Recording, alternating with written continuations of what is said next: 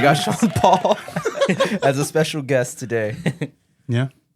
Yeah. What's up, everyone? Welcome to Betamax. My name is Fidel. Yeah. I got nothing, So dude. long. And joining me today, as always, is Eddie and Birdy. What's up, guys? And Sean Paul. Hell yeah. You better do Sean Paul's voice then. Sean Paul. Boom clap. How was the show yesterday, Birdy? It was tight, dude. Yeah? It was like a lot more fun than I thought it was gonna be. Who played? Bands. There was one band that I missed because we got there pretty late. Yeah. Not like super late. We got there right when Scalp started playing. Dude, that band's sick. I never realized how pretty fucking gnarly they are, dude. Yeah. Like, I listened to some of their shit, but dude, them live, it's like, fuck. Yeah. You guys are fucking gnarly. And the guitarist, what's his name? Devin? He's pretty fucking rowdy, dude. Yeah, he is. Yeah, like towards the end of the set, like I could tell he was getting like he was like, why isn't the crowd fucking moving? And he just started like kicking him and pushing him, and I was like, damn.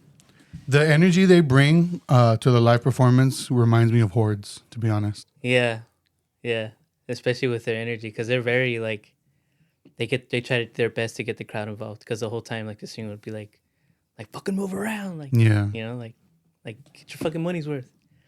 But their set was fucking gnarly, dude. I'm like a legit Scalp fan now. Hell yeah. After that, and then Sex Prisoner played after that, and Despise You headlined. Dude, the Kennedy brothers, Yeah. that's them, right? Yeah. Yeah, because I had bought a shirt and I had a Venmo him, and you want to pause this? Why? Can you hear that? A little bit. That's fine. Are you sure? Yeah, Oh, I don't care. Oh, thanks. But I was getting a shirt from the Kennedy, one of the Kennedy guys. His name was Kyle, but I was Venmoing him. Yeah. And I didn't know his last name was Kennedy, because when I Venmoed him, his full name came up, and I was like, oh shit. Damn, so you just put him on blast? You have his address too, his phone number? What's up? Social Security? Yeah. But that dude, like, I was talking to the bass player, which is the other brother, Yeah. and dude, he's like a super funny guy to talk to. Yeah. Like, because we were just looking at the merch, and the whole time he was like trying to spark a conversation with us, but it was pretty fucking funny, dude. And I was telling him, I was like, hey, I seen your brother's Instagram, and like I was telling him, I was like, he's probably one of like the coolest white guys that can pass as a Mexican. Oh, yeah. I told him that, and he was like, dude, I'm gonna tell my brother you say that he's gonna smile so big. But yeah, those guys are super tight.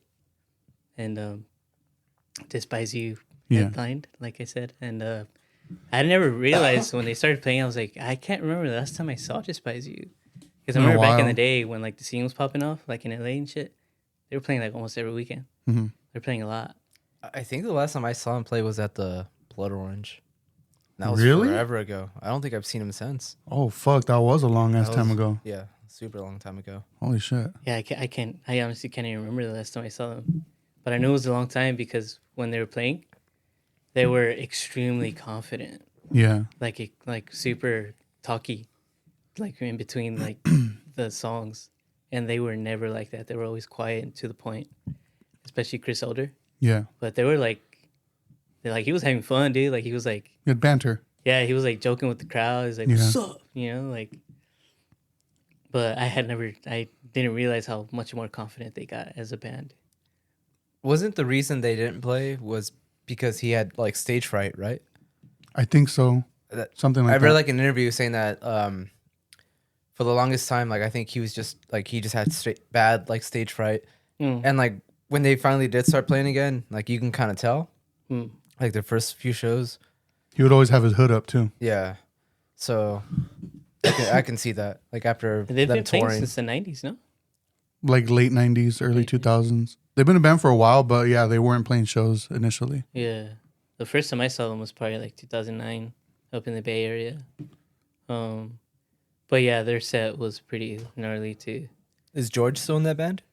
No. No. No, They got a different drummer. It's Chris, and then the chick, and then Andrew, and then I don't even know who. Oh, Andrew's still in there? Yeah, Andrew's still in the band. The drummer, I can't remember his name, but he's the drummer of that other band that Andrew's in, Apparition, that death metal band. So yeah, George isn't the drummer anymore. I guess because he's focusing more on dead guy. Oh. Or not dead guy. Fuck. Dead Body. Dead Guy's a fucking hardcore band from the 90s. Oh, I was like, that's a pretty good band name. Dead Guy. No, yeah, it's a hardcore band from the 90s. But no, that band Dead Body, that with Colin Young, Taylor Young, which is another like death metal band. But yeah, but it was I had a lot more fun than I thought I was gonna have. Because I thought it was just gonna be like old times where it was like everyone just does their shit and leave. yeah. But all the bands were having a lot of fun. Like Sex Prisoner, like the singer was like I had recorded some on my phone, and like dude, he was like a little kid in a candy store up there. Like he was having so much fun interacting with the crowd and like just dancing around. But it felt like a real Power Violence show. Yeah. Like the energy in the room was like, fuck, I haven't felt this type of live energy and I can't even remember, dude. Yeah. Like it's been a long time, but I'm glad it's back and I'm glad it's like popping off the way it is. So Yeah, because all the videos I saw of it, I was like, man, that shit looks sick. yeah, it was pretty dope. They threw out 2 skateboards, I think. Or well, they had because they did 2 nights, so I think they did a skateboard a night. Yeah, I had no idea that they played 2 nights because like I was talking to one of my homies, and I was talking to my homie who I went with, and he was like, oh, I thought you would have went yesterday. I was like, no, I had no idea that there was just like 2 shows back to back. Yeah. But yeah, it was fun. I'm glad I went. Like I said, the crowd overall was a really fun crowd. It was a really fun show. Yeah. Thanks, by the way, because I would not even gone if it wasn't for you. Yeah. You're welcome, homie. No, yeah, I had bought the tickets like as soon as they went on sale without thinking or without even looking at my schedule, which is like kind of dumb for me to do these days. Because on that day, it was actually like a pretty important thing had happening. Yeah. It was Anna's daughter's birthday, so we went to Knott's. Okay. So I was like, oh shit. Like, so I was going to sell them. And then Sydney had said she was interested in them. So I was just going to let her have them. But then she told me, oh, I'll let you know. And I was like, okay, let me know. Because if not, I'm going to sell them. But then that means no from Sydney. Yeah. So then you had told me you were interested also. So I was like, okay, if Sydney doesn't want them, I'll let Birdy have them. And then I hit her up like a week before or something. And I was like, hey, so that show's next week. Like, do you still want them or not? And she's like, oh my God, I'm so sorry. Like, I'm actually going to be out of town for work. And she's also, if you just sell them or something, I'm like, all right. So that's when I sent them to you. Thank you though, man. Cause like that definitely sparked something in me where I was like, man, I want to go to shows more, you know? Yeah. Like this shit is a lot more fun than I remember. Yeah. I think for me, the next Power Violence show is the Iron Lung show. Oh yeah. Oh man, I'm really looking forward to that one. Yeah, me too. I can't wait to see those guys. And then I'm now realizing too that I'm this year is like the first year since pre-COVID that I've been going to like shows a lot. That I went to the AFI show with you. I went to Dinosaur Jr. with you. Saw Sex Prisoner yesterday and Despise You, and then we're gonna go to the Iron Lung show, and then I'm gonna go see Maru in Pomona. Oh yeah. Yeah, next month. Glass House. Yeah. Oh shit. Yeah. That's what's up.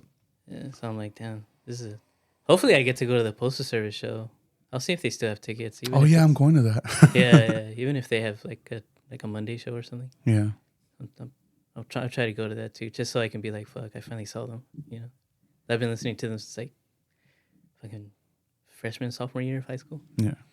So that's like a bucket list band for me because, man, that band's like one of the most unique bands in the world.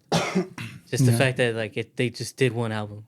Yeah. Like the one album, and it's still carrying on for like fucking 20 years. Like that's impressive, dude. Yeah. And like you never get bored of it. Like I have it on vinyl and like listening on Spotify and never get bored of it, dude. Never get bored of it. But yeah. I would say the music, that album is timeless because like you can't really pinpoint like an era or a time it came out. You know what I mean? Because that could come out today, in my opinion, and just be like, "Oh, dude, this is sick, sick new music." You know? Did you watch the documentary they made? No. Like I have it on Blu-ray. I had bought it because they had put it out when they first came back, like I don't know, like 10 years ago or some shit. But yeah, that's, like it explains like a lot about them, like how they were like in a state of mind when they were making the album. There's even like a part where they're interviewing Gibbard, and they asked him like, "How come you never made like a follow-up album? Like, man, you guys sold so many millions of copies, like so successful." And like they admitted too, we could have never done a part 2 to that album. We could have never done it, even if we gave our souls or our full heart. We would have never followed up to that album. Like we just wanted to leave it. Like it was too overwhelming. Yeah, like it was like there's no way. Yeah, but anyways, yeah. Eddie, you were telling me that you saw something recently that did something to you that you wanted to mention. Yeah, I saw my dad naked. Damn, dude. That barely happened to you? Dude, that happened to me when I was like 10 years old. Fuck, dude. No, I want to talk about a movie that's been on my watch list since high school. Yeah. So, do you guys remember that? I think it was a channel called Bravo. Yeah. They had the 100 scariest moments. Oh, okay. Did you ever see that? No. You can still find it on YouTube. Like you can look up Bravo top 100 scary moments ever. They were showing that. This was like before I was like even really into film. Yeah. They had the countdown, so I was watching it, and it's just nothing but spoilers. But a lot of those movies I had already seen, and a lot of them were just movies that I was never gonna watch. Yeah. But they spoiled a particular movie that when I saw it, I'm like, I'm gonna regret watching this. And that I put off watching that movie for so many years because I was kind of hoping like maybe it could be like an out of sight, out of mind thing, like where it's like maybe in 10 years when I finally watch it, I'll forget that I know what happens at the end. Yeah. And it has an image at the very end of this movie that just like that image stayed with me forever. And since that very first time that I watched it, I've never seen it again. I never looked it up, nothing. But it lingered in my head that long. It's one of the greatest endings to any movie ever. The movie is called Don't Look Now. Don't Look Now. And it was released in 1973. Oh shit. So I recently got a really cool like special edition of it. It was released in 4K. It looks fucking gorgeous. Yeah. It's so pretty to look at. Wait, is this the movie that that list we were watching that came up? Okay, with Donald Sutherland. Yeah, Donald Sutherland. He plays the main character. And first of all, it's a great movie, and it's a movie that I will recommend to everyone to watch. It's very artsy, it's like kind of like a mystery film. I don't know. I think some people will classify it as like a horror movie. I didn't really get that vibe, but there's like I wouldn't call it a twist at the end, but something happens that watching it now, even though like it was my first time watching it, I loved it. I fucking wish I didn't know what happened at the end. And that's it, which leads me to something like spoilers. This movie would have been a million times better if I didn't know what the hell was going to happen. Yeah. And like I said, like this was a spoiler that I saw over 10 years ago. I was probably like 14, 13, whatever. And it lingered. That image lingered. It sucks, dude. And I hope you guys don't know what I'm talking about, right? The movie? What's it called again? I've never heard of it until that list. Don't Look Now. Well, I'll definitely look it up now. Watch it, dude. Watch it. It has an awesome ending. But I mean, the whole movie is really good. Yeah. And there's something that happens in that movie that I can't talk about it because it reminds me of another movie that I fucking love. And even if I mention the other movie, you're automatically gonna like you kind of know what I'm talking about. So I'm not even gonna mention the other movie. All right. But the other movie, when the first time I watched it, I'm like, I've never seen that happen before. This movie kind of does it. And I'm like, maybe they got the idea from this movie. Watch it. It's so good. It's so good. And it's shot like with old school camera. It's like it's an old movie, so it just looks really, really beautiful. Really, like the aesthetic on it is really nice. The colors, they have that famous like. It's not a spoiler, but in the beginning of the movie, because it happens like right in the beginning, Donald Sutherland's character, his daughter dies, and she's wearing like this red raincoat, and that color is like really something about these old movies that when they use like Technicolor to to color correct it and all that, the red particularly it pops, dude. Which is gonna lead me to another movie, because I got a feeling they kind of got something similar to that one. It's called the movie I've been wanting to watch, In East Maine. Oh, I thought you watched it already. I did. Oh, because you said I've been wanting to watch. I've been wanting to. I finally watched it. Oh, okay. I just seen someone like post about it like on YouTube too, and I'm like, and I was like, I didn't look at it because as soon as it started, he was like, "This is spoilers, so don't watch." So I was like, "Oh fucking goddamn it, I haven't seen it." But I was like looking through the comments, and a lot of people were hyping it up, dude. A lot of people were like, "I can't believe this movie was made. Like, I can't believe like someone's making movies like this right now. Like that's fucking crazy." It's bizarre, dude, because it's a movie that I can't recommend to everyone because it's so artsy. Like you really have to be like into film. Yeah. Like you have to be like about that because it's slow. It's super. It doesn't feed you anything. Like it's all interpretation. Like it's just super artsy, and I hate calling movies that because it sounds really lame. but it reminds me because it's shot. He used a camera from that time, and I can't remember. I looked it up because it looked aesthetically like really pleasing. Yeah. But once again, the main character wears a red rain jacket, and just something about that color, like I'm telling pops. you, it just looks gorgeous with that grain, and I don't know. That's a movie that, like I said, it's my favorite movie that I've seen this year so far, but it's not something I can recommend because I know most people are just it's gonna be a bore to them. Yeah. Like you really have to just appreciate film, and it does feel like this director was just like making a movie that he wanted to see, and he wanted to like have fun with get the cameras and things like that. So I think most people, I mean, if they get a chance to check it out at least once, but it's something like definitely like if they do release it, I'm definitely gonna add it to my collection. But really good movie. When I saw it, there was only like maybe 5 other people in the theater.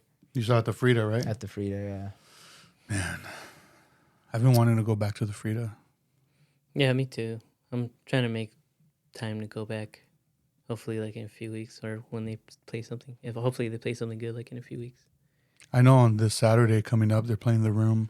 Oh, yeah. Yeah. That's the one you gotta bring like some homies with. Yeah. Yeah.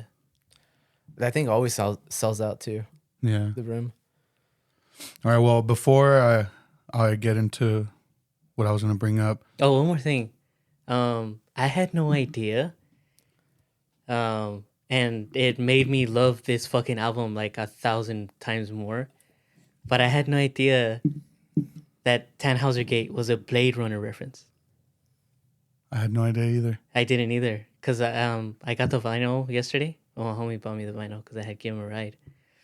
And when I got home, I opened the sleeve inside, and it had the quote, like the Tears in the Rain quote. And I was like, oh shit, this is a Blade Runner reference. This Tannhauser Gate is a Blade Runner reference. Holy shit. That makes this fucking album like 1,000 times better for me, dude. But I wanted to bring that up real quick because I had seen It's a good album. Yeah, I had seen the album cover and I thought it was maybe like a Eastern European reference for like some old war shit, you know? That I was like, oh, that's cool. That's pretty brutal. But it didn't click in my head until I saw the quote printed on the inside of the sleeve, like that is fucking Tannhauser Gate from like the Tears in the Rain quote, and I was like, oh man, I fucking love this band even more, dude. That's what's up. That's what's up. Can I mention one more movie? What? Dude, I have a list of movies. I can't talk about them all because I've seen a lot. So, I got my hands on a copy of Martin. Oh, okay. From I've George Romero's. been seeing that shit on Instagram Martin? a lot since you brought Martin. it up. So it's a big deal because before this, I think you're talking about the Martin Lawrence. that is what I'm talking about. Oh. It was a film released in 1977 by George Romero. Oh shit. But the big thing about this movie is like for the longest time, like somebody that worked on the film had the rights to it, and he was asking for like an insane amount of money to get it like mass produced. So like, I think you were able to get like a copy of a DVD, like a crappy DVD, and like a Japanese Blu-ray. Like it just wasn't made. So it was like a big deal. So like I pre-ordered it right away because I'm like, it's gonna sell out, like just in case. And it was a blind buy. Like I never do blind buys. Like it's rare, but there was a lot of hype on this movie, and I finally watched it and I loved it. Yeah. And I'm stoked on it. Like I said, it's an old movie. From like interviews, I guess it was George Romero's like favorite movie of his own. Oh, okay. Which is kind of sad because like he never got to see it, like, you know, mass produced like in like a really nice package. But I don't want to go too deep in the movie. But it's a vampire movie that couldn't be made today, and I'm surprised it was made during that time too, because you'll never see another vampire movie like this ever, and for good reason. It's really dark. Okay, so it follows this guy named Martin, who may or may not be a vampire. He doesn't have any of like the weaknesses. Like he could eat garlic. He could be out in the sun. He doesn't even have fangs. But the thing that he does have So is he's like just goth. he's just super goth, bro. He just has a lust for blood. That's what's up. And dude, the way he kills his victims, it's super realistic and like hyper violent. Like he injects them with something so they can sleep, and he'll just like slit their wrist and like suck their blood out that way. But it's like super messy, so he just ends up getting like blood all over himself. And yeah, it's great, man. He has parts where he kind of romanticizes what it's like being a vampire, where like there's a scene towards the beginning where he's on a cargo train going somewhere, and he's trying to break into somebody's little room that they have in there, and while he's picking the lock, it suddenly cuts to like a black and white scene, and it shows him like breaking in the room, and it shows this girl like in like a white gown with beautiful like flowy hair, and she's like welcoming him in, and it's like in his head he thinks that's how this is gonna go. So it cuts back to real life, and he breaks in, and the first thing he hears when he breaks in is a toilet flush. And then he starts hiding. He hides in the room, and she comes out. Her hair is like in a bun, like she has like a face mask on, like doing her like nightly routine. So it's meant to show like, hey, this is like, there's nothing romantic about this. Like there's nothing beautiful about being a vampire. Like it's not how it was like in the movies from like the 50s and stuff, you know? So even when he's trying to kill her, she's like cussing at him. Like there's nothing romantic about it. And I think that's like the whole point that George Romero was trying to get. Even in all his movies, like it's like magic's not real. Like this world, there's nothing pleasant about it. Like it's a dark fucking world, and it's really like I said, really realistic with that. And it was just a great film. I had a lot of fun watching it. And it's a movie that I can see a lot of people just kind of being maybe bored watching it, even though I don't know. I felt like it was paced pretty good, but I don't know. I would recommend it to, I don't know, fans of like old horror movies, I guess. Yeah, since you had initially brought it up like a couple episodes ago, I want to say, I've been seeing it a lot on my Instagram, and every Sunday, Video Shock Rocks, I think that's his name. He does like a claim sale. Oh, he had it? And today he had it. And it might still be for sale. I don't think anybody's claimed it yet. I don't think they're like out of stock, but maybe that's why. Yeah. I know. I mean, you can buy it off eBay too. I think for like normal amount of money. Yeah. So it's not like out of print, and it depends on how like what kind of deal they strike up, where they can maybe print out as a million copies and just keep it going. Or I don't think it said like it was a limited thing, but I'm not sure. But yeah, I just pre-ordered just in case. Like I was, because everyone was hyping it up. Yeah. It's an important film, and the soundtrack is great. And I didn't think I was gonna like it as much as I did, but it's really good. If you get a chance, listen to the soundtrack. It's really like eerie, like definitely not like a typical vampire like film like score. I guess it's like I don't know. It's very melodic. It's really cool. But that's Martin. So as I was saying, before we get into it, I wanted to say that I rewatched The Bear in 2 days. The Bear. Took me 2 days. Tight. And I saw a lot of stuff that I missed, or I guess I wasn't paying attention to. But you good? Yeah, I'm good, dude. Yeah. I almost ate shit. Do you want to talk about that one first or Chernobyl? Chernobyl. Mm-hmm. Yeah, let's do The Bear. The Bear? Yeah. Okay. That was one that I had really pressured Eddie into watching because I felt like he would appreciate it. So I took notes. Yeah, I'd really like to know what you think of this. You want me to go? Yeah. All right. Well, for those who are unaware, The Bear is a show on Hulu starring what's his name, Jeremy Allen White, and it was created by Christopher Storer, who I didn't realize worked with Bo Burnham a lot. Who? Christopher Storer. Oh, okay. Yeah, it was created by him, and yeah, like I was looking him up, and he like directed Bo Burnham's What and Words. Oh shit. Yeah, and then he produced 8th Grade. Oh wow. So I was like, oh shit, like I had no idea. But I was like, that kind of makes sense with the type of show this is, I guess, the type of like I guess humor you could say is in the show. But another thing that I noticed is I believe it's all the episodes are directed by just 2 different people. Like it's either one person or the other. And I remember you guys had mentioned the fact that you like when series just stick with one director. Because it has one, well, not just one tone, but it has a tone. It's consistent. Yeah. Yeah. And I was like, yeah, like now that you guys had mentioned that, I noticed it. But what did you think of the show? All right, so yeah, Birdy was bugging me, and I finally gave in. Like you guys know, I don't like watching shows, but it's 8 episodes, like 20 and they were minutes. Short. They were super short. So I think I knocked it out in 2 days too. Yeah, I think I watched like half one night and then the rest of the other night. But I loved it. Yeah, right off the bat, the first scene, I took notes. Hold on. all right. So Birdy was right. So Birdy was right. You were gonna love it. Yeah. Birdy was really right. The first note I put, this show was everything that I would normally hate. That's a good starter. But I said it was shot extremely well. Yeah. And I wrote down like in the first, I don't think it's the first scene because the first scene is just him like dreaming about the bear. Yeah. Releasing it, right? Yeah.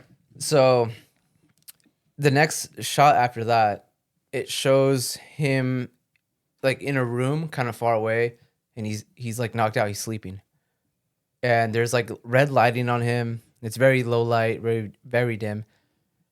And in that same shot, it doesn't cut away. The camera zooms in right away, and the color changes like in-house, like it doesn't cut away or nothing.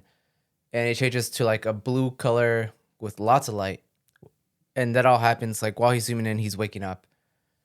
And I was like, fuck, that was tight. and right off the bat, like I knew this was gonna be like a technical thing. Like they were gonna think about every shot. Yeah.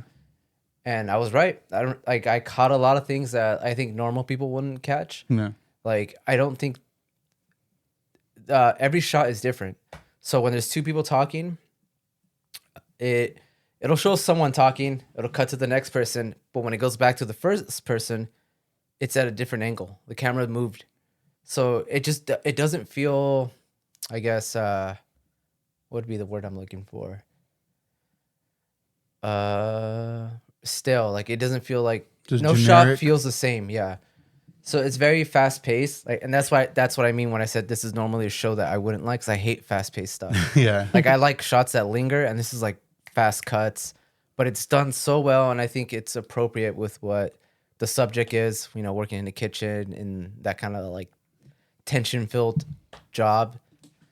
So yeah, like right off the bat, like I knew, like I was like, this is gonna be tight Yeah. just from that opening shot. You guys wanna? Ditto. Yeah, I really like Jeremy Allen White. Yeah. I think he's mastered this part of his acting where he's really good at playing these like mentally oppressed like individuals that have like so much going on up here, and they don't know how to fucking like Convey it. yeah let it out, so they hold it in. But the problem with that is that when you hold shit in like that, like dude, it's like you don't want to be around that person when it comes out. And he's mastered that so beautifully, and especially like in Shameless. Yeah. When he was in Shameless doing that, I was like, oh, dude, he's like, he's so good at that. Like to me, he mastered what Leonardo DiCaprio spending decades trying to master. The whole like shouting and trying to freak out, Like being explosive. yeah, like dude, Jeremy Allen White like mastered that already, and like he does it so well. Yeah. I agree. He does it very realistically too. Yeah. That's one thing I noticed, because there is a lot of scenes where you can just tell he's holding back a lot. Yeah. Like he's like holding like it You in, could feel his anger. frustration. Yeah, but he doesn't like any other show. They would just like freak out right away. And it's Yeah. like no, it builds up to like a certain episode where he just Yeah. lets it out. And like I was like, man, that's so realistic. Because if you're in a real world setting, like you're just not gonna. Every time something bad happens, you're not gonna freak out like that. You're gonna hold it in, and Yeah. then, like I said, there'll be a time where it does come out, and when it does, like it's very realistic too. It doesn't like go overboard, I guess. You know what I mean? Yeah, whereas like usually I noticed a lot of the techniques that directors like to use for actors is they try to make them use their environment. Like grab the chair and throw it out the window, or punch a hole in the wall. You know, it's drywall. We'll just have the guy repatch it after you fuck it up. You know, but with him, it's all emotion, dude. Yeah. He doesn't fuck with the environment. Like it's all coming from his face, his voice, his like everything. That's a lot of the characters in it too, though. Yeah. Like that's what I mean. Like every character was so well utilized, and was like drawn out like really really great. Mm-hmm. My favorite character was I don't know the actor's name, but it was Sydney. Oh yeah, she did chef really that good. he Yeah. hires. I think it She- was in the what- first episode. Yeah, he hired her as, I don't know the term, The sous sage, chef. but he says that she was saging or something like that. I don't remember. It was a term I'm not familiar with, like so, but they were saying like like he hired her as like basically a sous chef. Yeah, she was my favorite character, because there was times where somebody would be like trying to like fuck her shit up, and she's just holding back. Like, Yeah, I'm dude. just like, oh my god, I felt the anger for her, Yeah, and and that's like another cool thing about the show. Like like characters that piss you off yeah, somehow redeem themselves a little bit, and you're just like, damn, I hated you like 2 episodes ago, and like now you're kind of cool. that's how I felt about Richie. Which one was Richie? The cousin. The cousin. Dude, that guy has one of the best lines in any show ever. I wrote it down, dude. I was like, fuck, that's so tight.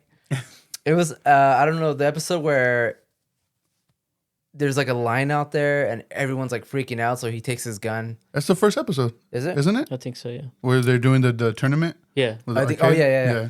And he shoots up in the air, and then he says, any of you incel Snyder cut motherfuckers want to get out of line now? Dude. I was like, that's a joke I would say, dude. Like, Yeah, it is. It is. oh man.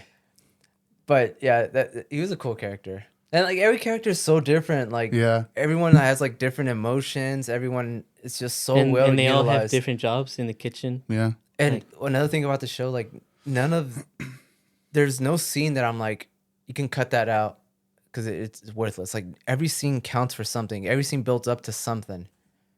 And like that was the problem they had with the Last of Us. I'm like, this show did it a million times better in a shorter time, in half the time. And I'm just like, yeah. I'm telling you, man, like you get real filmmakers to do it and you get something great like this. People who are really passionate about making something like worth watching. And you can tell the people behind this were like, they cared about it. Even like the whole scenes of just them making food, like, dude, that shit made me hungry. Like, dude, it looks so good. There's a lot of terms like I guess the main character, I don't know the actor's name. The main, Jeremy Allen White. Yeah. Plays Carmi. Yeah. That's a funny name. I guess he did like he spent some time, a couple weeks like at an actual restaurant. So Oh, really? he was learning all the like the terms and stuff because there's a lot of like terms and things that I recognize that probably most people wouldn't. Yeah. So it's very realistic. And I like there's a lot of movies that make kitchens feel like really overwhelming and tension filled and they exaggerate a lot. This one did it pretty realistically. Yeah.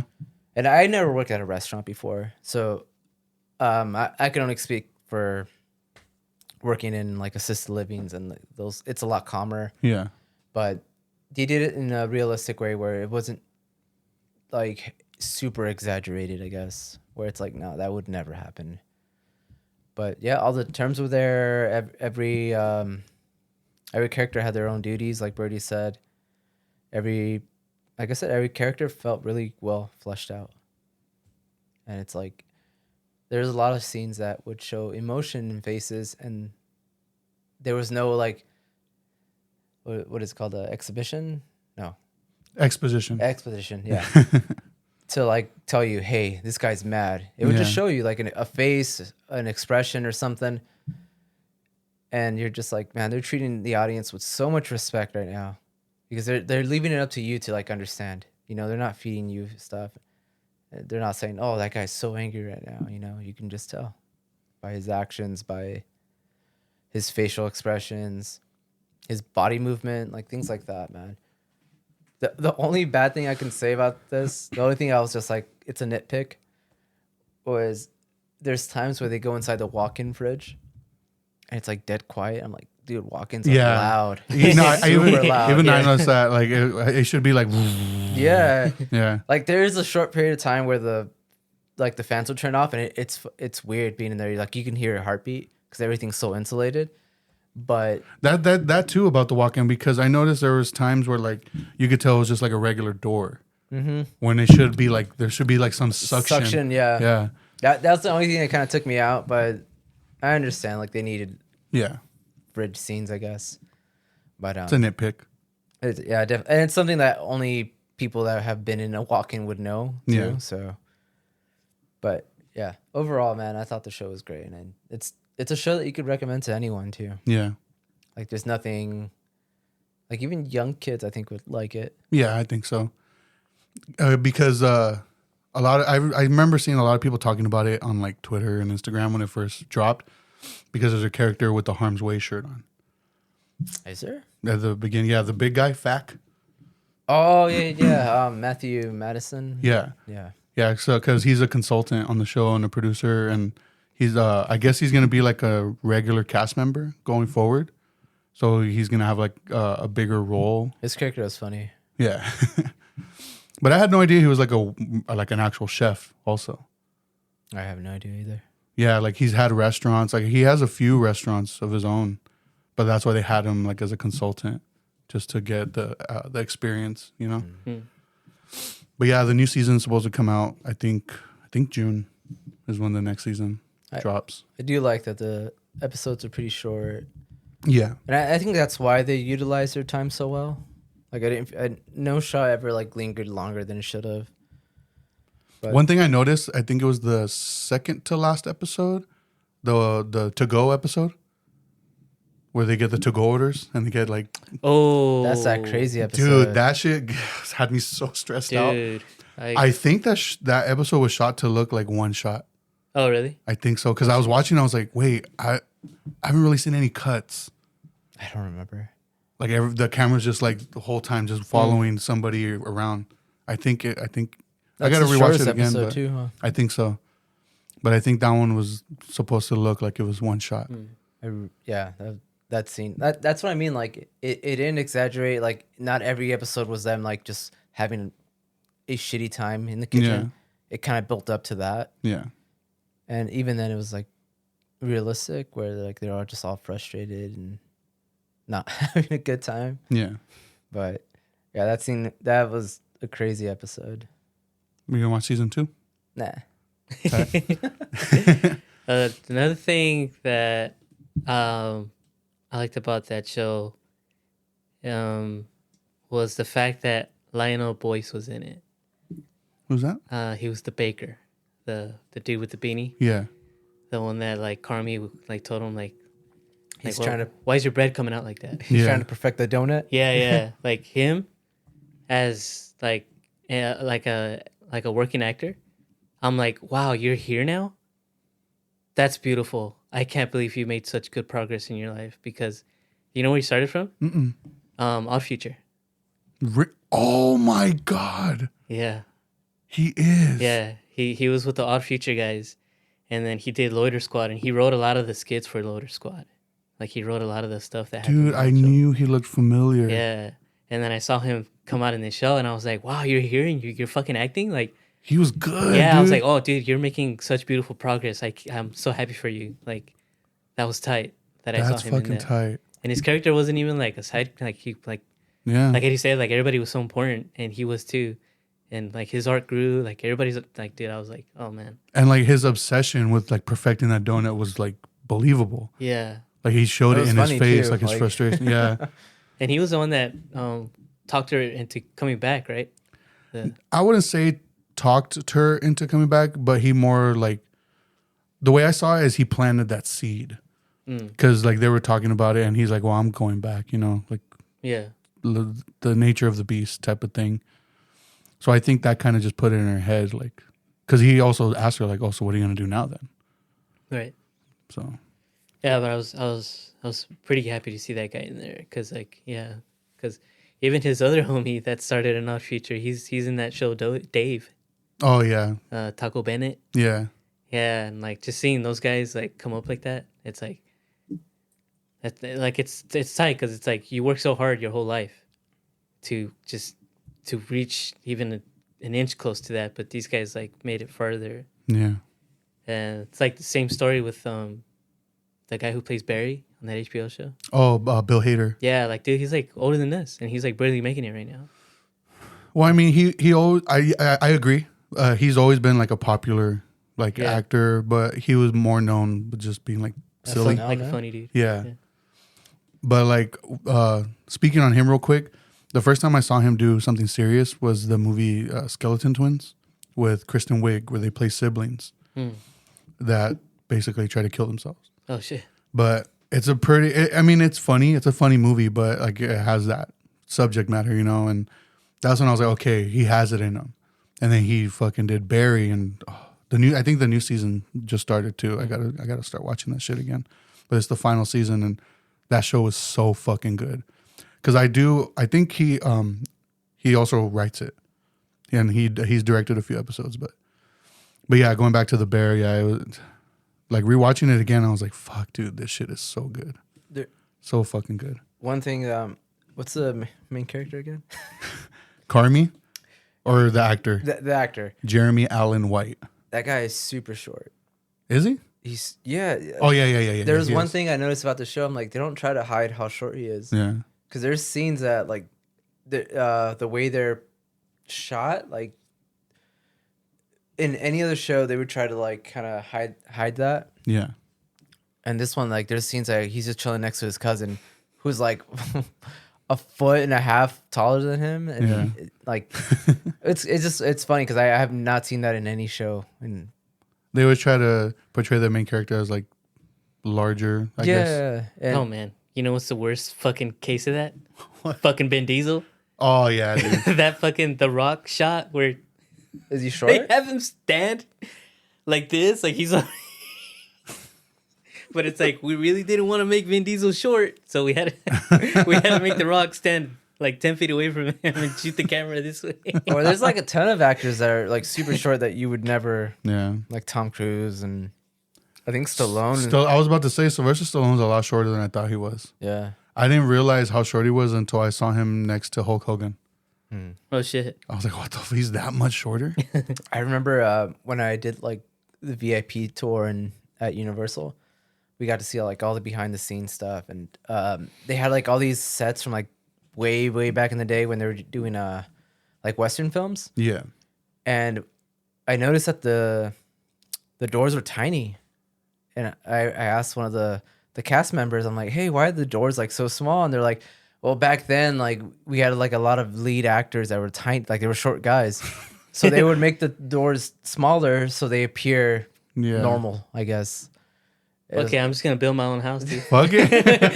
I'm gonna look tall in my house, shit. Your fucking head's rubbing against the roof, the ceiling. Fuck yeah. All right, so now to transition, Chernobyl. I finally watched it, all of it. I still need to see that, dude. All right, thank you guys for joining us.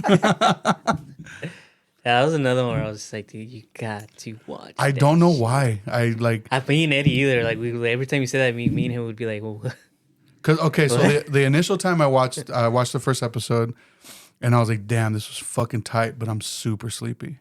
So I went to sleep, and I just never picked up again.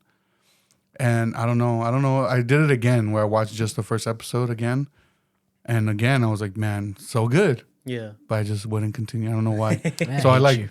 I had to like force myself. I just put it on, and like I think I like hid the remote, and I think I watched like 3 episodes in one night. Oh shit. Yeah, and I was like, fuck yeah, like. So spill the tea, brother. What'd you think? It was cool.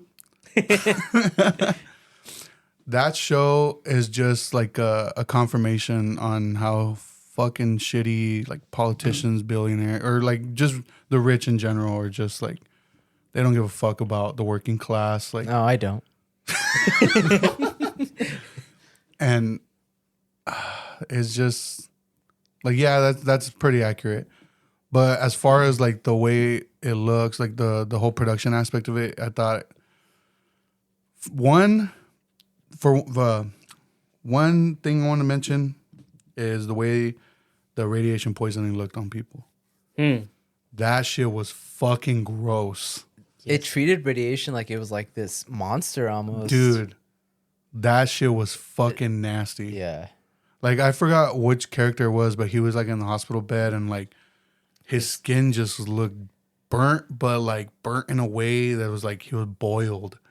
And then like around his like nose and his eyes, it was just like black. And it's just, oh. But yeah, like I think in most other shows, like it would be a lot of that, and it would kind of like relieve a lot of the tension. But because it's so like sparse throughout the show, like those little like scary moments like that, like I think it like amplifies everything into 10.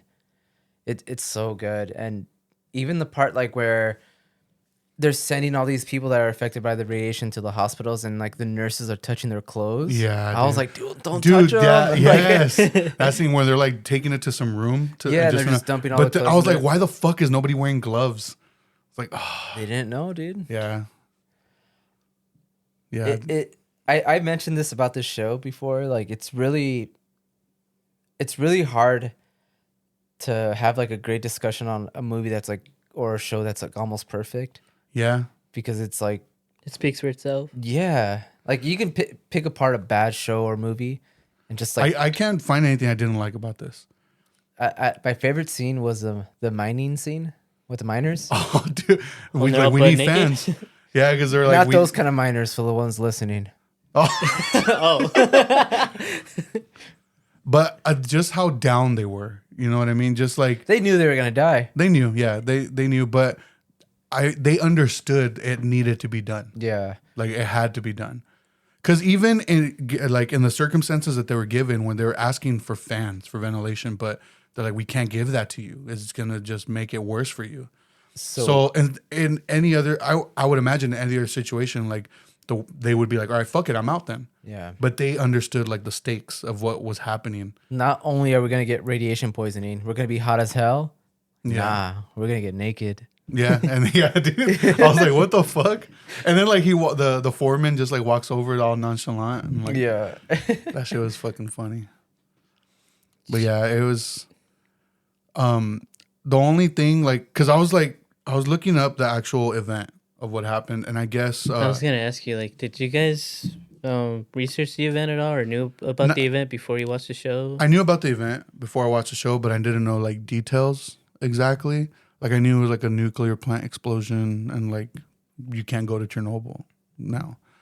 But as far as like details, like I had no idea. Like I didn't know it was caused because of just fucking negligence, basically, because of somebody like expecting a fucking promotion, because then this test needed to be done. So like, we gotta get it done no matter what. It was a flawed design of the plant, and paired with an ego. Yeah, it was like, wow. Because I guess never before had they had any type of experience with pulling those rods all the way out. Like they've never had to do that. So they did that without knowing consequences of what that could cause. And dude, there's that scene. It's really heartbreaking with the dogs. Oh yeah. Oh, when they went hunting for dogs. Yeah. Yeah. So they were like, just shooting all these stray dogs. And they find the dog with the puppies. Well, yeah. Well, for context, the families had to evacuate and leave their pets behind. Damn, Fidel's laughing. Yeah, we get it. You don't like animals, dude. No. Wow. Cancel Betamax right now. Damn. My bad. Did you know about the event before you had watched the show? Like Fidel, I knew little things here and there. Not any like big details of like how it happened. And that's like the thing about this show. Like it makes it easy for the viewer to like understand like how like the science behind it. Where like, because there are a few scenes where the scientist, he's explaining like how it works. Yeah, and he does a good job of like where like the everyday person is gonna be like, oh, okay, that's what happened. That's how they fucked up. Yeah. Damn. Because I mean, if some fucking scientist was trying to explain that to me in any other way, I'd be like, what? I'd pull a Michael Scott. Like, explain it to me like I'm 5 years old. And then once they explain, all right, now explain it to me like... No, yeah, they did a really good job of, like, not making you feel like, what the fuck are they talking about? Yeah. You know? And throughout, like, this, like, blanket of sadness and grief and horror, there's, like, some funny moments, too. Yeah. That legitimately, like, they made me laugh. But that's like very minor and like sprinkled like where it's like it doesn't take away from the show, but it's there. And also that actor who I'm a big fan of, he has obviously not a big fan of to like memorize a name, but the one that has the guy from like Killing of a Sacred Deer. Oh, the guy that played the Irish Joker in the new Batman movie. Oh, yeah, the cutscene. Let me see. I have the cast up right here. I know who you're talking about. What's his name? Damn, it's not even on here. You should watch his other movie. It's on Netflix still, I think. It's called In the Shadow of Violence. There's an alternate title to it, too. It's called Good with Horses. But that's another movie where it's like him being like a really good actor. He's great, dude. Yeah. He plays like a minor character in this, but I like his scenes a lot. His name's Barry Keoghan? Those Irish names, dude. Yeah. This guy, right? Yeah, he has a very, very really unique face. Keoghan, that's how it's pronounced. But yeah, he's been great in everything I've seen. But yeah, I really liked his character in this. Those are really sad scenes with the dogs, and just the thought of like, I know all this bad radiation shit is happening and everyone's scared, but like, I think what got to me was like the whole pet thing. Like leaving your dogs behind. I'm like, fuck that. Yeah. I thought I wasn't gonna like Sherbina, Stellan Skarsgård's character. He's like the guy that goes with the scientists. Oh, he is such a menacing dude.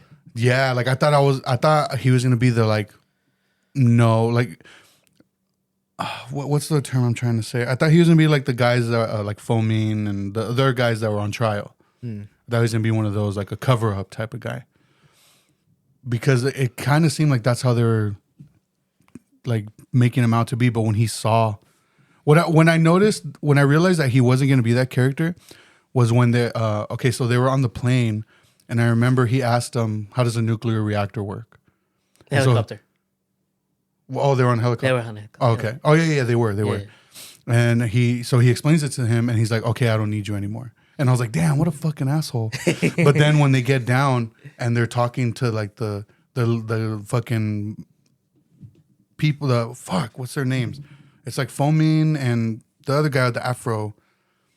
You know what I'm talking about? Like the main guys. They're like the chairmans of like... Yeah, chairman. That's the fucking word I was looking for.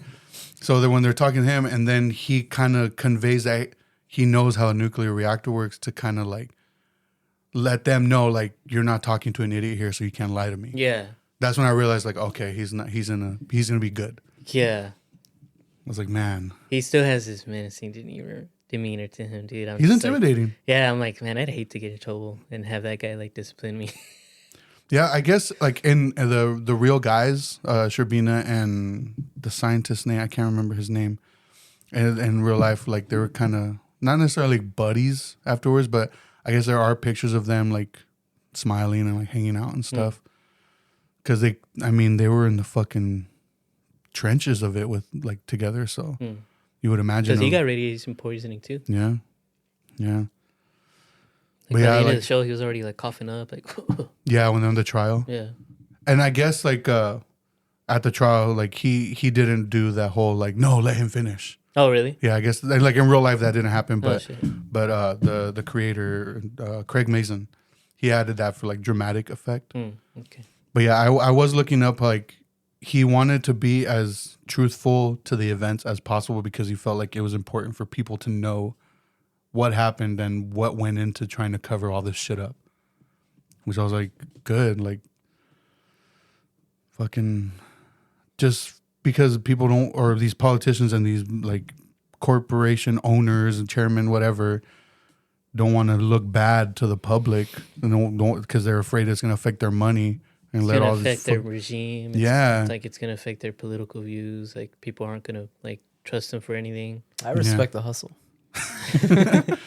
But yeah, I did see that they have like some sort of structure or something covering it. They have like this big dome thing around it. Yeah, and they had to like reinforce it in like 2017, I think it was. And then they were going back in 2065, I believe, or 35. One of those. They're going back in to continue cleanup and do as much as they can.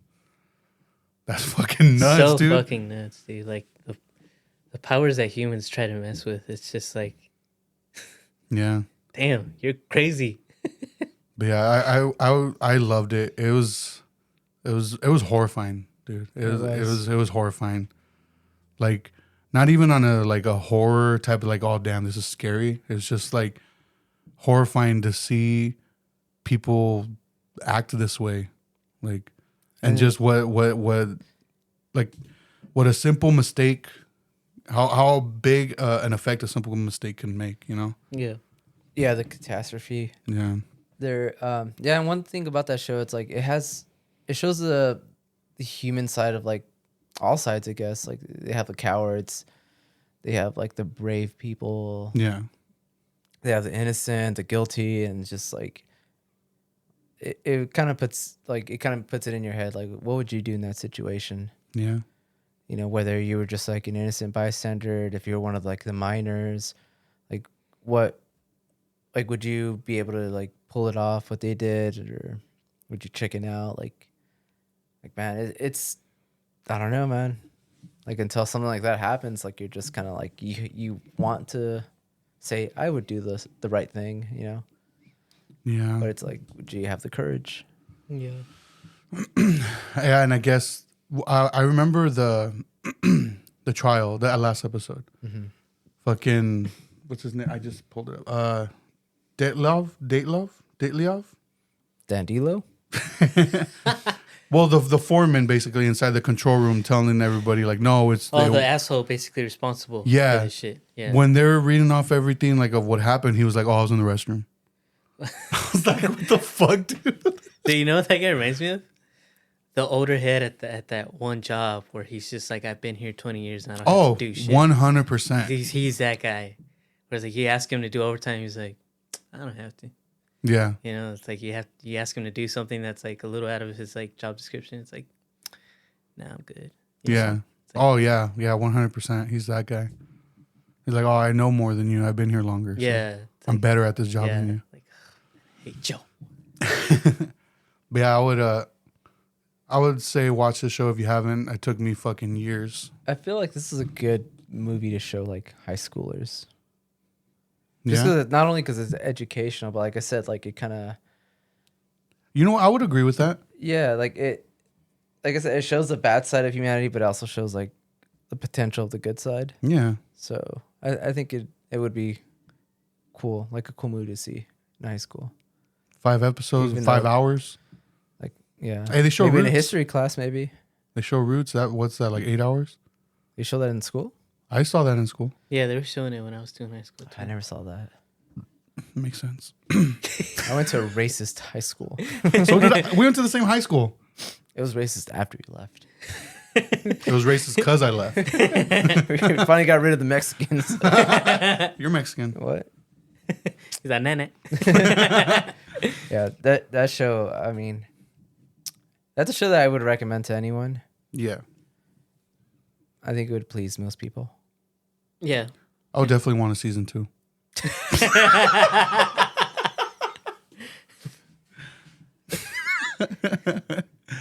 No, yeah, it's only 5 episodes, limited series, very long movie, but no, it's good. It's good. Each episode is like an hour or something, maybe. It's on HBO, so check that out. Finally talked about it.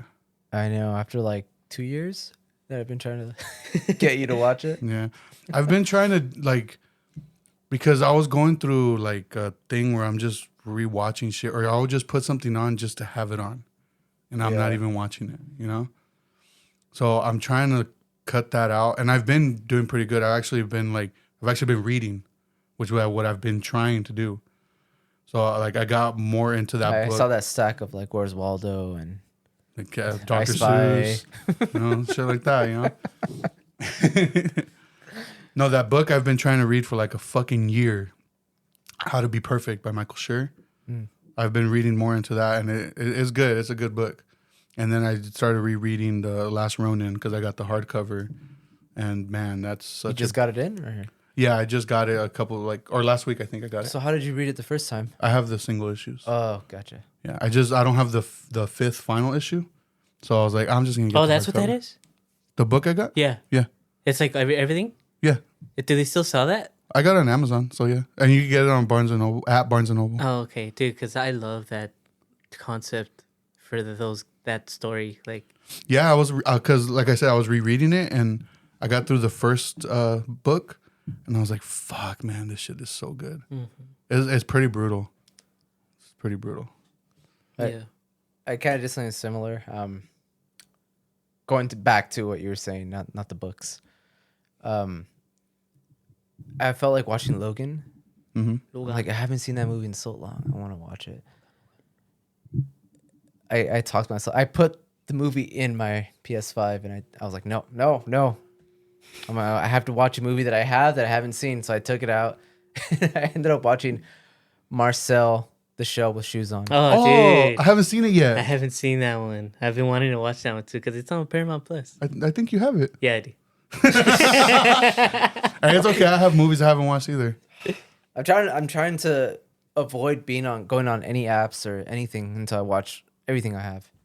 Cause I have a lot, dude. Like my room looks like a fucking library now. But it's a cute movie. Like I don't. It's very wholesome. Yeah. Innocent. And it's definitely like a movie that I feel like any age can enjoy. Kids, old people, gross. I don't know. It's a cute movie. Yeah, I want to watch it. Well, How was the soundtrack? Because that one? Disaster Piece made the soundtrack for that Really? one. Yeah. Not memorable from what I remember. from I don't what know. you don't remember, you mean? I guess, yeah. No, it wasn't bad. I like the movie a lot. I just, I don't know. I think it was too wholesome for me though. Okay, before we go, I did watch the first episode of Copenhagen Cowboy. God damn you, dude. How was it though? I don't know. No, the reason I say that is because I'm like, this is fucking weird. Super weird. It's super weird. I don't know if I like it, but I'm intrigued. I'm very intrigued. How did you like the soundtrack so far? Fucking awesome, dude. Right? Fucking awesome. It's so good. It's so good. The soundtrack's good. Everything about that show I love, dude. But it's you have It's to watch very it all the weird. way through. It's Yeah. very weird. But yeah, It gets a lot weirder. yeah. Yeah. Okay. That's my next project. My next homework assignment. Dude, I knocked it out. I've seen it twice. Hey, fuck you, homie. Going on 3 times, possibly. That's how much I liked it. Well, Watch it right now. I'm down. before we go, Yeah. I wanted to mention two more things. One of them is your hair is looking great. Thanks. I'm not even playing, dude. Like it's coming out great. Thanks, man. Fidel's Yeah. hair does look majestic. I've been trying to get this guy to grow it out for how long, dude? Since I met you. Yeah. But like you're pulling it off pretty well, dude. Thank you. Yeah. Thank you. The second thing is I have this kind of sparked an idea in my brain. This whole trying to watch things and new things. Yeah. French fry? French fry. But I just got this idea right now. You want to put it on record? Yeah. Okay. Because I kind of want to make a segment out of it. Okay. I want the 3 of us to give each other homework projects Yeah. to do. Like, I want Eddie to tell you to watch a certain movie, and by the next time we record, you give us your input. And, like, all around. You know what I mean? Like, I tell him, right? You know what I mean? What do you guys think? That sounds. I'm down with that. As long as it's not a show. Yeah, I'm serious. Like, if it's shows. a movie, no, yeah. no shows. No shows. No 'Cause shows. It has to No be. miniseries. It has to be like the next time. Only porn. Damn, so just like a minute, 30 seconds. That's a long time, I don't bro. watch porn. I don't watch porn. It watches me. I just make it. But yeah, I was thinking about that. I was like, why don't? Because I'm still also trying to get in the groove of like watching new things. I You have guys are so fucked. I have been watching new things. The most recent new movie I watched was Lost in Translation, Oh, I love that movie. which I can't Sofia believe Coppola. I fucking missed out 20 years. Yeah, Sofia Coppola. The soundtrack is incredible. Also. Yeah, just the overall like where she shot it, how she shot Yeah. it. I was like, That's the one where the kid breaks out the well, right? And he releases it at the end. Yes. Well, okay. Speaking of that movie, it's kind of a companion piece to her. it felt like it. Yeah, because I believe Lost in Translation is her interpretation of her relationship with Spike Jonze. Yeah, because like there's a character that a lot of people are like, oh, that must be Spike Jonze, Yeah. and it's Scarlett Johansson's character. Spike Jones. And a lot of people were like, oh, that character reminds us of Spike Jonze because the character is like he's like a photographer. He's Yeah. like young dude, Yeah. sunglasses. Like he always has a film camera on him. Like, and like I think someone brought it up to her like in an interview. Like, oh, is that? And she was like, no, that was just someone I wrote, but I don't think so. Yeah. I don't fucking- I mean, and maybe not. Maybe it was just subconsciously, but Yeah, but because in that era, he was fucking like coming up. yeah. Like he was like known as that photographer, like that videographer. Like he was coming up, Yeah. and that's how that guy is in the movie. Like he's like coming up. Like a lot of people We would run should- into him, and I was gonna say we should have an episode on him one day. Spike Jonze, I'm down. I'm down. Oh, but yeah, a lot of people. Go ahead. Nothing. Go ahead. Hey, quit interrupting, homie. sorry. Go ahead. Oh, dude. Go ahead. You know, I'm gonna mute your mic. Okay. Which is the button? Which one is it? But a lot of people would come that to me like, powerful? "Oh, you should shoot me. Like you should." Damn shit. But yeah, anyways, like that was like a new movie that I had My bad. that I had watched, and you also showed me a new movie, I did? Spun. Oh, that's right. We watched Yeah, Spun. we What'd you think of it? Oh, so Just real annoying. quick. So annoying. Right? That was one of the most annoying movies I've ever seen. I was like, I'm so glad I never got into meth. Like, you know, like I'm so glad I'm like. It's very like frantic. I was pretty curious about meth. Like after that fucking interview we did with Jimmy. which I'll admit I was like, you know what? Like meth sounds tight, dude. You know. But after seeing that movie, I was like, fuck no, dude. I'm never touching that fucking shit in my life. That shit sounds annoying. Have you seen that movie? Yeah, I've seen it a couple times. Yeah, it's very like frantic and Yeah. fuck that. Yeah. I was like, I like the scene where he has that girl tied up to his bed. And this fucking song is This skipping. starts skipping. Oh my dude, god! That's when that happened, I was torture. like, oh, oh, dude. There was like a lot of times where I was like, I wanted to tell you, like, dude, can we just watch something else? Oh, Mickey Rourke is in that. Yeah. Yeah. That's it. But yeah, anyways, I've been trying to get in the groove of trying to watch new shit. But yeah, like Eddie said, no shows, but definitely because I would like to help each other out. Hell yeah. Get in- Marvel movies. I nominate. Fidel, you have to watch Salo. I've seen it. Nah, we've all seen that one. Fool. Yeah, we've already seen it. Watch it Movies again, we dude. haven't seen. Well, no, mine's Copenhagen Cowboy. I got to do No finish it, right? miniseries, dude. But you should watch it. All right, what do you want me to? I'm gonna put it on pause. Then, what movie should I watch? Damn it. We'll do it right now. We'll set it right now. What movie should I watch? Hold on. Can Can I nominate myself to watch a movie? I want to do one for Eddie. What? I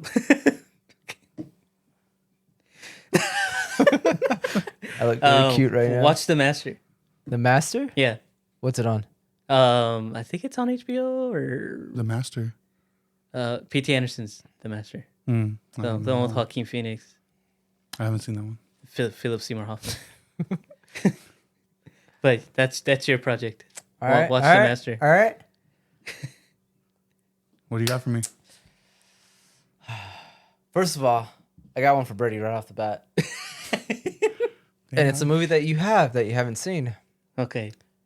The Colors of Pomegranate. Oh, okay. All right. I got you. Watch it. Okay. For you, Fidel. Oof. What you got, homie? What you got? Irreversible. Okay. What's it on? I'm going to let you borrow it because I don't think it's... Go bring it right now. now. I'll be back. All right, I'll watch it. I'll watch All it. right. I'll find a way to watch it. You don't have to bring it to me. Oh, I just watched it already. It was tight.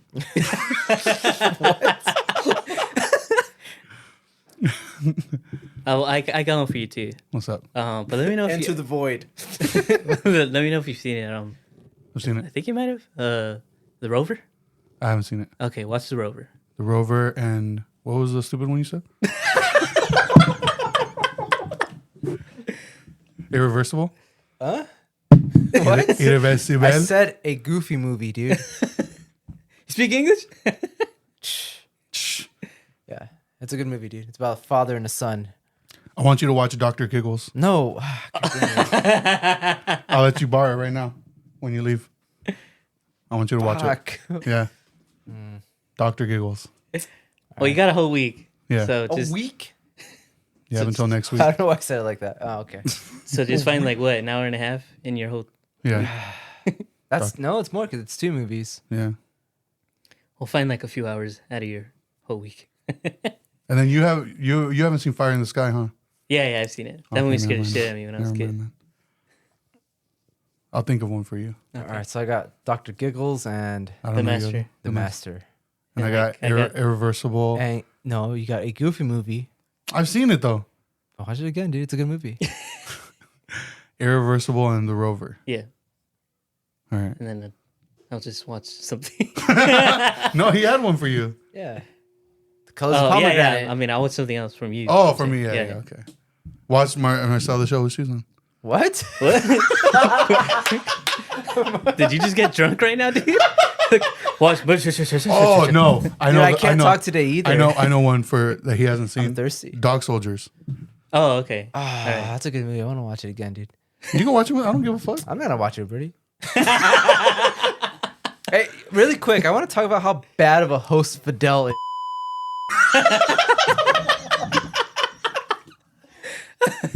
Yeah, dude. What do you mean? No. Hurry up, homie. We're closing in on end time right now. I'm thirsty. I'm You hungry. got LaCroix. Yeah, it's done, dude. You gotta offer me like fucking 3 of sink right those. there. Here, you want some water? Open your fucking mouth Yeah, right now. it feels gonna spit in it in my mouth. Hell yeah, that's what's up. All right, that's it. It just Fidel's a shitty host. I can't talk. I'm thirsty. All right, dude, cut Hey, it. you know I'm not the only one that lives here. He offered your drink, so He already gave me one. Yeah. I can't talk today. Well, this ending has been a bit chaotic. Mm-hmm. Well, you can find the link for anything involving the show in the. But you can't talk either now, I can't, dude. Are you Just press the stop button, dude. Just press the stop button. This is over. See you guys next time. Keep moving, keep moving, keep flowing, keep moving steady.